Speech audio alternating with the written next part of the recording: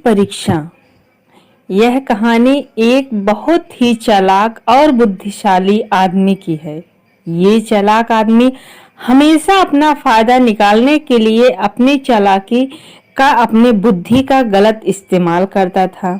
एक बार इसे पता चला कि किसी एक पहाड़ी की चोटी पर पहुंचकर भगवान से सीधे बात की जा सकती है और उनसे कोई एक अपनी इच्छा पूरी करवाई जा सकती है। वो आदमी किसी तरह उस पहाड़ी की तलाश करके उसकी चोटी पर चढ़ने में कामयाब हो गया और उस चोटी पर जाकर वह चिल्ला चिल्ला कर भगवान को बुलाने लगा। भगवान ने उससे वहां आने का कारण पूछा तो पहले यह आदमी अपनी चालाकी का प्रदर्शन करने लगा।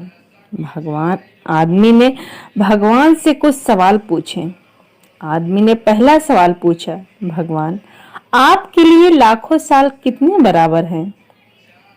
भगवान ने कहा, मेरे लिए लाखों साल एक सेकंड के बराबर हैं। आदमी ने फिर भगवान से दूसरा सवाल पूछा, भगवान आपके लिए करोड़ों अरबों रुपयों का क्या मूल्य है? भगवान ने कहा, मेरे लिए दुनिया का सारा धन 1 रुपया के बराबर है।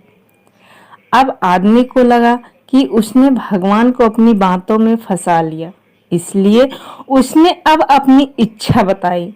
भगवान मैं आपसे 1 रुपया मांगता हूँ।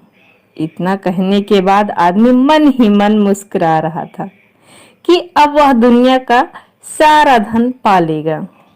भगवान ने कहा, मैं तुम्हें 1 रुपया देने के लिए तैयार हूँ, इसके लिए तुम्हें बस मेरी एक शर्त माननी होगी। आदमी ने कहा, वह कोई भी शर्त मानने के लिए तैयार है। भगवान ने आदमी से कहा, तुम्हें सिर्फ 1 सेकंड इंतजार करना होगा। आदमी खुशी से उछल पड़ा और तुरंत हाँ कर दी। उसके हाँ करते ही भगवान वहां से गायब हो गए। अब आदमी इंतजार करने लगा कि अब उसे दुनिया का सारा धन मिलेगा।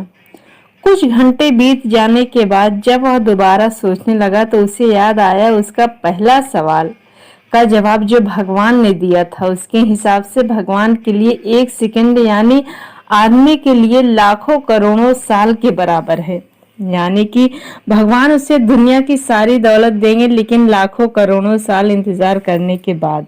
ये अद्भुत कहानी हमें बड़ा ही गहरा सबक देकर जाती है। यह कहानी हमें सिखाती है कि कभी भी हमें हमारे सामने वाले को कम नहीं समझना चाहिए। अगर हम सामने वाले से ईमानदार रहेंगे, हम उसके साथ अच्छा ही करेंगे तो हमारे साथ भी अच्छा ही होगा और हम सामने वाले को जो देंगे वही वापस मिलेगा। हम सामने वाले को खुशी देंगे तो हमें खुशी वापस मिलेगी, हम उसे दुख देंगे तो दुख मिलेगा। वफादारी के बदले वफादारी और धोखे के बदले हमें धोखा ही मिलता है। तो दोस्तों कैसी लगी ये कहानी आपको?